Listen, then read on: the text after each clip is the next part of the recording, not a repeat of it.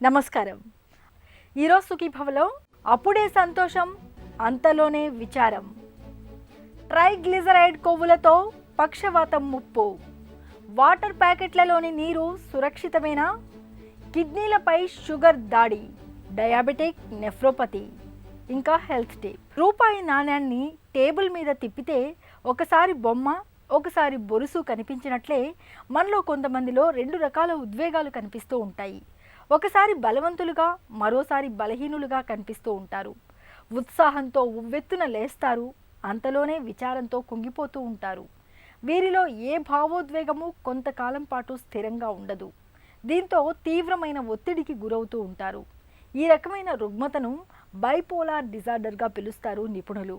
మనిషిని శారీరకంగా, మానసికంగా కుంగదీసే బైపోలార్ డిజార్డర్ గురించిన పూర్తి వివరాల్ని ఇప్పుడు తెలుసుకుందాం.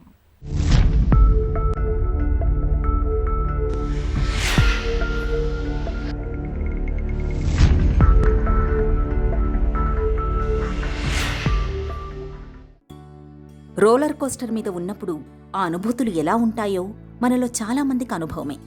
అకస్మాత్తుగా పైకి వెళ్లడం, అంతలోనే గభాలన లోయలోకి వెళ్ళినట్టుగా వేగంగా కిందకు రావడం, ఒకచోట ఆగి గిరికీలు కొట్టడం, ఇవన్నీ మనల్ని అంతులేని ఉద్వేగానికి గురిచేస్తాయి. బైపోలార్ వ్యాధిలోనూ అంతే. మెదడులో మన మూడ్స్ కాస్త రోలర్ కోస్టర్ ఎక్కినట్టుగా ఉంటాయి. మూడ్స్ మాటిమాటికి మారిపోతున్నప్పుడు కాసేపు అపరిమితమైన సంతోషాలు, అంతులేని ఉత్సాహాలు కనబడతాయి. అవి కాస్త తగ్గిపోయాక తీవ్రమైన నిరాశలో, నిస్పృహలో, అంతులేని కుంగుబాటులో మునిగిపోతారు.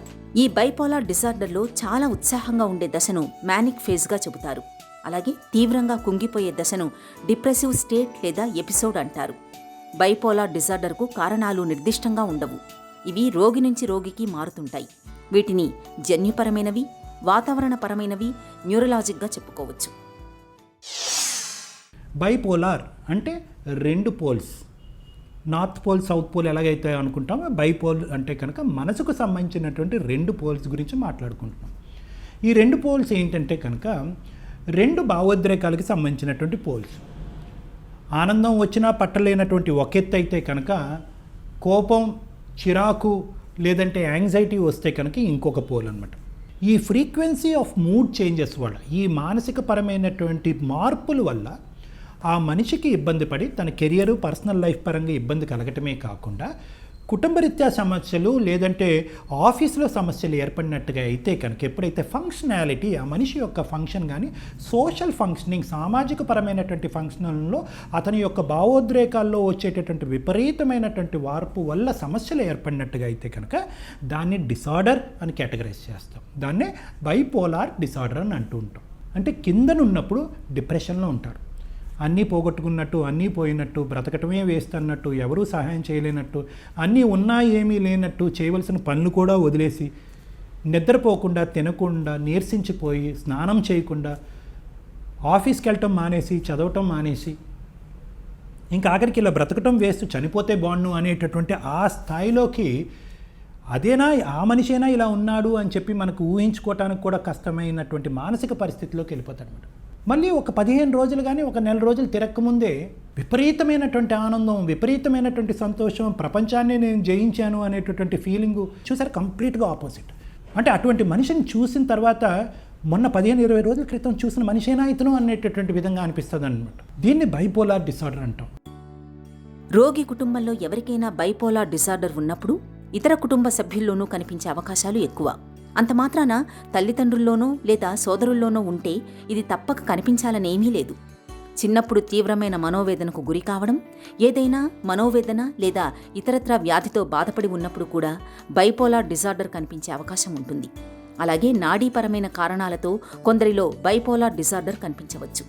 ఉదాహరణకు పక్షవాతం వచ్చిన కొద్ది మందిలో లేదా ఏదైనా ప్రమాదంలో మెదడు దెబ్బతినడం వంటివి సంభవించినప్పుడు, నరాలపై ఉండే మైలిన్ షీత్ అనే పొర దెబ్బతినడం వంటివి సంభవించే మల్టిపుల్ స్క్లీరోసిస్ వంటి కేసుల్లో చాలా అరుదుగా మెదడులోని టెంపోరల్ లోబ్ అనే భాగంలోని లోపాల వల్ల వచ్చే మూర్ఛవ్యాధి బాధితుల్లో బైపోలార్ డిసార్డర్ కనిపించే అవకాశాలు ఉంటాయి. ఇక మెదడులోని ప్రధానమైన న్యూరో ట్రాన్స్మిటర్ అయిన సెరటోనిన్, డోపమైన్ స్రావాలు రోగుల మూడ్స్లో మార్పులకు కారణమవుతాయి. కొన్నిసార్లు బైపోలార్ డిసార్డర్ ఇతర వ్యాధులతో కలిసి కనిపించవచ్చు. ఇది ఎందుకు వస్తుందంటే కనుక 2 కారణాల వల్ల వస్తుంది. వ్యక్తిత్వం, రెండోది ఏంటంటే జన్యుపరమైనటువంటి లోపం, ఫెమిలియల్ డిసార్డర్. ఫ్యామిలీ పరంగా కుటుంబ సభ్యుల్లో ఎవరికైనా కూడా అటువంటి సైకలాజికల్ ఇష్యూస్ ఉన్నట్టుగా అయితే కనుక 30 to 40% chance of kids getting. If both the parents are there is 50% chance. అది జెనెటిక్ ట్రాన్స్మిషన్. అన్ని మానసిక సమస్యలకి ప్రధానమైనటువంటి కారణం జెనెటిక్ ట్రాన్స్మిషన్. రెండో అంశం ఏంటంటే వ్యక్తిత్వపరమైన. ఈ వ్యక్తిత్వపరమైనటువంటి లోపాలు ఉండేటటువంటి వాళ్ళని మనం యూజువల్గా మూడ్ స్వింగర్స్ అంటూ ఉంటాం. వీళ్ళ మూడ్ జనరల్గానే చాలా ఫ్లక్చువేట్ అవుతూ ఉంటుంది. అంటే ఒకసారి సంతోషంగా, ఆనందంగా, ఒకసారి బాధగా ఉంటూ ఉంటారు. కానీ ఎప్పుడైతే కనుక వయసుతో పాటు, అనుభవాలతో పాటు, పరిస్థితులతో పాటు ఆ మూడ్స్ అనేటటువంటిది ఇంకా డీప్గా హై వచ్చినప్పుడు మరీ విపరీతంగా రావడానికి అవకాశం ఉంది, లో వచ్చినప్పుడు ఇంకా కిందకి వెళ్ళడానికి అవకాశం ఉంది. అప్పుడు ఇందాక నేను చెప్పినట్టుగా పర్సనల్ కానీ, ప్రొఫెషనల్ కానీ, ఫంక్షనల్ కానీ, సోషల్ కానీ, కుటుంబరీత్యా కానీ డిస్టర్బెన్సెస్ ఏర్పడినప్పుడు మనం బైపోలార్ డిసార్డర్ అని అంటూ ఉంటాం. బైపోలార్ డిసార్డర్ రోగులు తమ మ్యానిక్ ఫేజ్ అయిన ఉత్సాహ దశల్లో దేన్ని లెక్క చేయని తెంపరితనంతో ఉంటారు. సాధారణం కంటే ఎక్కువ ఉత్సాహంతో ఉంటారు. ఒక్కోసారి సిల్లీగానూ విచిత్రంగానూ అనిపించే పనులు చేస్తుంటారు. ఇతరులకు సహాయం చేయాలనే భావన బలంగా ఉంటుంది. ఒక్కోసారి ఎంత దూరమైనా వెళ్లి మేలు చేస్తారు. అంతులేని తెగువ చూపుతూ పోరాటాలకు దిగే అవకాశం కూడా ఉంటుంది. ఆలోచనలు పరంపరగా ఎడతెరిపి లేకుండా వస్తుంటాయి. ఒక ఉత్సాహపూరిత సంతోష దశలో చాలాసేపు ఉంటారు. దీన్నే యుఫోరియా అంటారు. డిప్రెసివ్ ఎపిసోడ్లో చాలా విచారంగా, ఏమాత్రం ఉత్సాహం లేకుండా ఉంటారు. నిరాశాపూరితంగా మాట్లాడతారు. దుర్బలంగా ఉన్నట్లుగా ప్రవర్తిస్తారు. కొందరిలో అస్సలు నిద్ర పట్టదు. మరికొందరు అదే పనిగా నిద్రపోతుంటారు. అంతకుముందు సంతోషాన్నిచ్చిన అనేక కార్యకలాపాల మీద ఉత్సాహాన్ని కనబరచరు. తిండి చాలా తక్కువగా తింటారు లేదా చాలా ఎక్కువగా తినేస్తుంటారు. ఎప్పుడూ అలసట, నీరసంగా కనిపిస్తుంటారు. మాటిమాటికి చావులు లేదా ఆత్మహత్యల గురించి ప్రస్తావన తెస్తుంటారు. ఇది ఎందుకు వస్తుంది అంటే కనుక మేజర్గా this is a neurochemical imbalance. Neurochemicalism, noradrenergic, serotonergic and dopaminergic, ఈ 3 ట్రాక్స్ సంబంధించినటువంటి బ్రెయిన్లో ఏ 3 ట్రాక్స్ అయితే కనుక మన యొక్క ఇమోషన్ని కంట్రోల్ చేస్తుందో కార్టికల్ రీజన్ ఆఫ్ ద బ్రెయిన్లో, ఆ 3 ట్రాక్స్లో ఉండేటటువంటి జన్యుపరమైనటువంటి లోపం వల్ల ఏర్పడినటువంటి సమస్య. మరి ఏం చేస్తారు డాక్టర్ గారి దగ్గరికి వచ్చాక? ఫస్ట్ డాక్టర్ ఏం చేయాలి అంటే కనుక you should take the patient in to confidence. దాని మీద ఉండేటటువంటి స్టిగ్మా, నేనేంటి పిచ్చి మందులు వాడటం ఏంటి అనేది సమాజంలో సహజంగా ఉండేటటువంటి మాట. ఆ స్టిగ్మా తీసేసి ఇది వాడటం వల్ల మీ లైఫ్ అనేటటువంటిది ఇంకా అద్భుతంగా ఉంటుంది. మీ నిద్రలేమి సమస్య, మీ ఆకలి, మీ మూడ్, మీ చేసే పని మొత్తం అన్నిటిలో ఒక ప్రొడక్టివిటీ ఏర్పడి దానివల్ల మీరు మీ కుటుంబ సభ్యులు అందరూ సంతోషంగా ఉంటారు అనేటటువంటి నమ్మకాన్ని ఇచ్చేటటువంటి కౌన్సిలింగ్ ఇచ్చిన తర్వాతే మనం మందులు ప్రారంభిస్తాం. సో బైపోలార్ డిసార్డర్ అనేటటువంటిది ఖచ్చితంగా ట్రీట్మెంట్ ఎఫెక్టివ్. బైపోలార్ డిజార్డర్లో లక్షణాల తీవ్రత ఎక్కువగా ఉన్నప్పుడు హాస్పిటల్లో ఉంచి చికిత్స చేయాల్సి రావచ్చు. లక్షణాల తీవ్రత తక్కువగా ఉన్నప్పటికీ వాళ్లలో నిరాశ, నిస్పృహలతో, భవిష్యత్తు గురించిన దిగులుతో కుంగుబాటు ఉంటుంది. అందువల్ల వారికి కూడా చికిత్స చేయించాలి. లేకపోతే వ్యాధి ముదిరి సమస్యాత్మకంగా మారే అవకాశం ఉంటుంది. రోగుల్లో కనిపించే బైపోలార్ లక్షణాలను బట్టి ప్రాథమికంగా దీన్ని నిర్ధారణ చేస్తారు. అలాగే వారికి పర్సనాలిటీ డిజార్డర్స్, స్కీజోఫ్రీనియా వంటి లక్షణాలు ఏవైనా కనిపిస్తున్నాయా అని డాక్టర్లు పరీక్షిస్తారు. ఒక్కసారి కొన్ని సందర్భాలలో కొన్ని రక్త పరీక్షలు, ఎంఆర్ఐ వంటివి కూడా చేయించాల్సి రావచ్చు. ఇక చికిత్సలో భాగంగా mood stabilisers, antipsychotic drugs, anti depressant మందుల్ని సూచిస్తుంటారు. బైపోలార్ డిజార్డర్లోని మందులన్నింటినీ సమస్య తీవ్రతను బట్టి తగిన మోతాదులో సైకియాట్రిస్టులు మాత్రమే ఇవ్వాల్సినవి.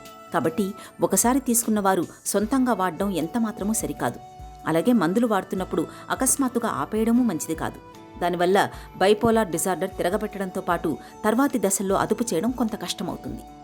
తీవ్రమైన వేడి, ఉక్కపోతల ధాటికి వేసవిలో మనకు దప్పిక అనేది ఒక పెద్ద సమస్యగా మారుతుంది.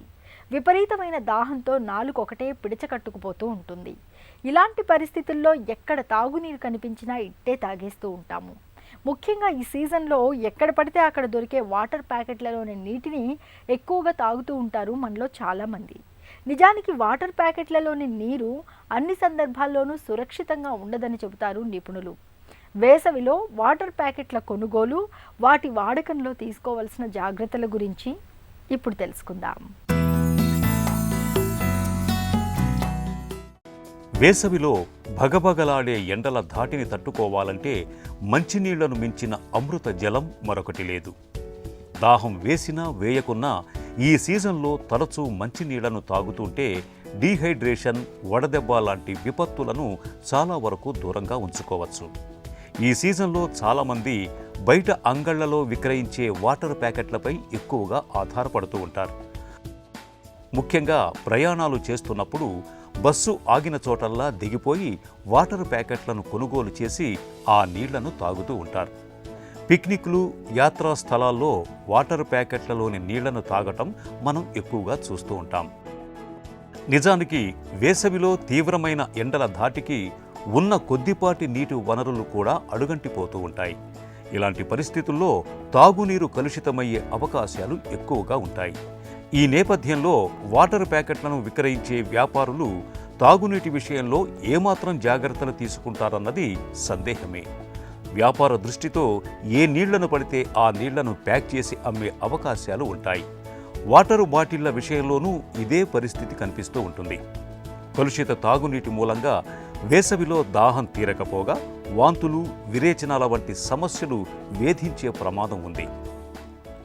కాబట్టి వేసవిలో ఎప్పుడూ ఇంటి నుంచి నింపుకెళ్లిన వాటర్ బాటిళ్లను వెంట ఉంచుకోవటం మంచిది. తప్పనిసరి పరిస్థితుల్లో బయట నీళ్లను తాగాల్సి వచ్చినప్పుడు వాటర్ ప్యాకెట్లను సునిశితంగా పరిశీలించటం మంచిది. వాటర్ బాటిళ్ల విషయంలో తయారీ కంపెనీ, మ్యానుఫ్యాక్చరింగ్ డేట్, సీల్ ఎలా ఉందన్న విషయాలను దృష్టిలో ఉంచుకొని కొనుగోలు చేయటం మంచిది. షుగర్ జబ్బున్నా అది అదుపులోనే ఉంది కదా అని మనలో చాలామంది నిశ్చింతగా ఉంటూ ఉంటారు. నిజానికి షుగర్ జబ్బు అదుపులో ఉన్నప్పటికీ ఏళ్లు గడుస్తున్న కొద్దీ అది మన ఒంట్లోని కీలకమైన అవయవాల్ని దెబ్బతీస్తూ పోతుంది. కిడ్నీలు, గుండె, కళ్ళు ఇలా ప్రతి అవయవము కాలం గడుస్తున్న కొద్దీ షుగర్ ధాటికి లోనవుతూ ఉంటుంది. ముఖ్యంగా షుగర్ మొదలై 10 ఏళ్లు దాటిన వారిలో కిడ్నీల పనితీరు బాగా మందగిస్తూ ఉంటుంది. ఈ పరిస్థితిని డాక్టర్లు డయాబెటిక్ నెఫ్రోపతిగా పిలుస్తారు. కిడ్నీలను దెబ్బతీసి ప్రాణాలను ప్రమాదంలోకి నెట్టే డయాబెటిక్ నెఫ్రోపతి గురించిన పూర్తి వివరాల్ని డాక్టర్ని అడిగి ఇప్పుడు తెలుసుకుందాం.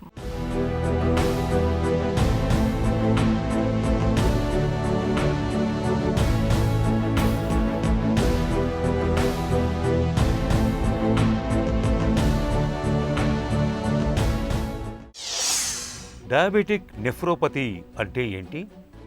ఈ షుగర్ ఉన్న వాళ్ళు అసలు కిడ్నీ ఎందుకు పాడవుతుంది? ముఖ్యంగా ఏంటి అంటే షుగర్ లెవెల్స్ అధికంగా ఉండడం. ఈ షుగర్ లెవెల్స్ అధికంగా ఉన్నప్పుడు దాని ద్వారా రక్త ప్రసరణ పెరగడం, ఆ పెరిగిన రక్త ప్రసరణ ఎక్కువగా చేయడం కోసం కిడ్నీలు ఎక్కువగా పనిచేయడం, అలాగే దానిలోంచి వచ్చే రక్తంలో ఉండే షుగర్ అంతా కూడా కిడ్నీల్లో చేరడం, అదంతా మళ్ళీ కిడ్నీలో భాగాల్లోంచి లోపలికి మారడం.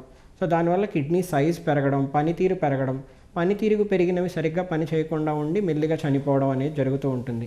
సో ఫైనల్గా ఏమవుతుంది అంటే కిడ్నీలో మనం చూసినట్లయితే ఈ గ్లోమర్లో స్క్లీరోసిస్ అంటారు. అంటే కిడ్నీలో పనిచేసే భాగాల్ని గ్లోమర్లే అంటాం.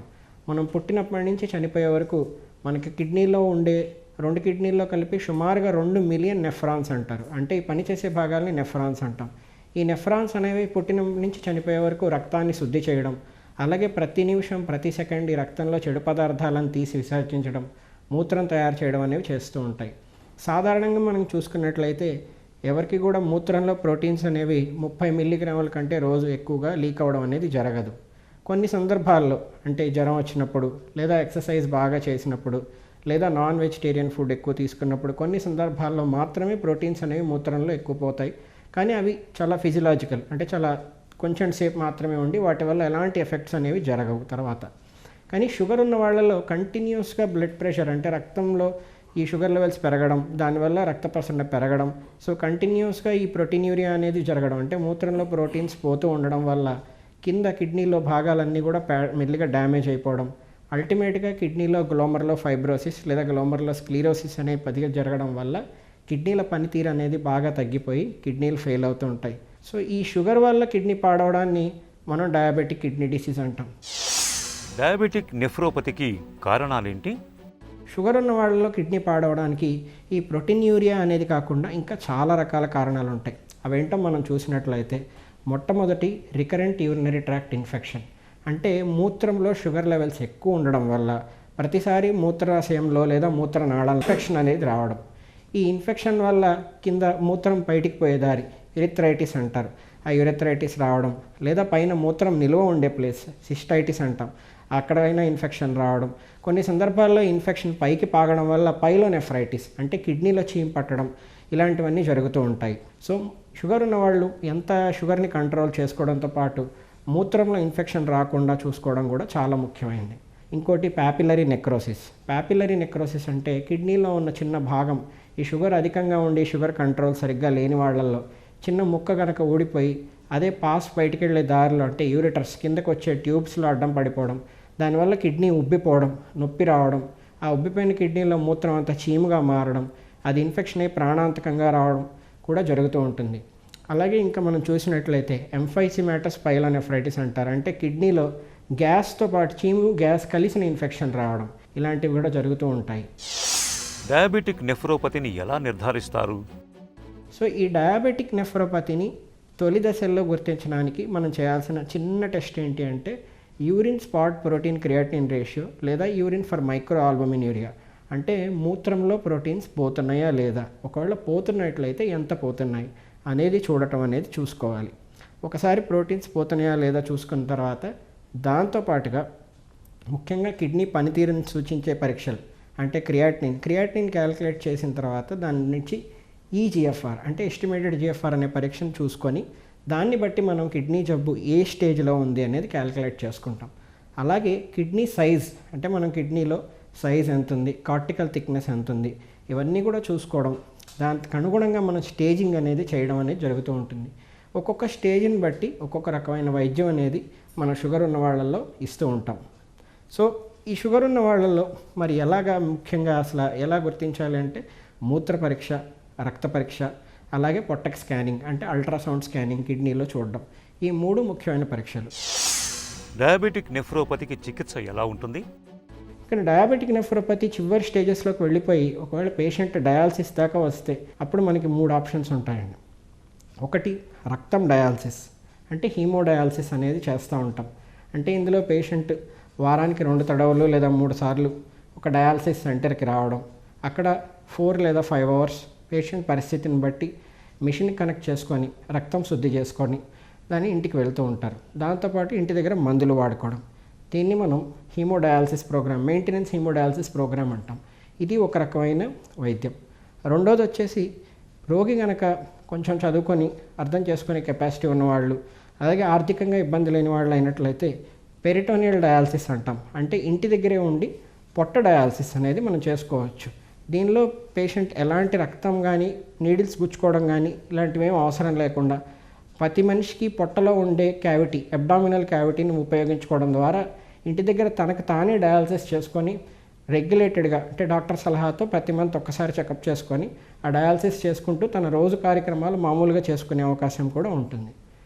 అన్నిటికంటే ఉత్తమ వైద్యం ఏదైనా ఉంది అంటే అది కిడ్నీ మార్పిడి, ఇది కిడ్నీ ట్రాన్స్ప్లాంటేషన్ అంటాం. షుగర్ ఉన్న వాళ్ళలో కిడ్నీ మార్చుకునే అవకాశానికి ఎలాంటి కాంట్రా ఇండికేషన్స్ ఉంటాయి అనేది మాత్రం మనం తెలుసుకోవాలి. సో ఇది డయాబెటిక్ నెఫ్రోపతి గురించి. డయాబెటిక్ నెఫ్రోపతిని నివారించుకోవచ్చా? షుగర్ని కనుక కంట్రోల్లో పెట్టుకున్నట్లయితే అక్కడి నుంచి కిడ్నీ జబ్బు ఇంకా ముందుకు వెళ్ళకపోవడం, ఒకవేళ ఆల్రెడీ కిడ్నీ జబ్బు లేని వాళ్ళైతే కనుక కిడ్నీ జబ్బు రాకుండా ఉండడం, అలాగే ప్రోటీన్యూరియా అంటే మూత్రంలో ప్రోటీన్ పోతున్న వాళ్ళకైతే ప్రోటీన్ తగ్గిపోవడం అనేది జరుగుతూ ఉంటుంది. సో ఇది నెంబర్ 1. రెండో చూసుకున్నట్లయితే స్మోకింగ్. ఒకవేళ మీరు స్మోకింగ్ చేసుకున్నట్లయితే కనుక ఒక్క రోజుకి ఒక్క సిగరెట్ ఉన్నా సరే దాన్ని ఆపివేయాల్సి వస్తుంది. మూడో చూసుకున్నట్లయితే యూరిక్ యాసిడ్ లెవెల్స్ పెరిగిన వాళ్ళల్లో బీపీ పెరుగుతుంది, కిడ్నీ జబ్బు పెరుగుతుంది, గుండెపోటు వచ్చే అవకాశం కూడా పెరుగుతూ ఉంటుంది. సో ఇది 3. 4 కనుక చూసుకున్నట్లయితే ప్రోటీన్యూరియా. మూత్రంలో ప్రోటీన్స్ ఎంత పోతున్నాయి అనేది లెక్కేసుకొని ఆ ప్రోటీన్యూరియాకి సంబంధించిన మందులు ఉంటాయి, అవి కంట్రోల్ అయ్యేలాగా వాడుకుంటూ ఉండాలి. 5 వచ్చేసి అనవసరమైన మందులు వాడకుండా ఉండడం. ఇందులో ముఖ్యంగా ఏవి మందులు వాడకూడదు షుగర్ ఉన్న వాళ్ళు అంటే, ఒకటి pain killers, NSAID pain killers అంటారు, non steroidal anti inflammatory drugs, aceclofenac, కలుపుకుని తాగడం మరీ మంచిది. వేసవి బడలిక, నీరసం ఇట్టే తగ్గిపోతాయి.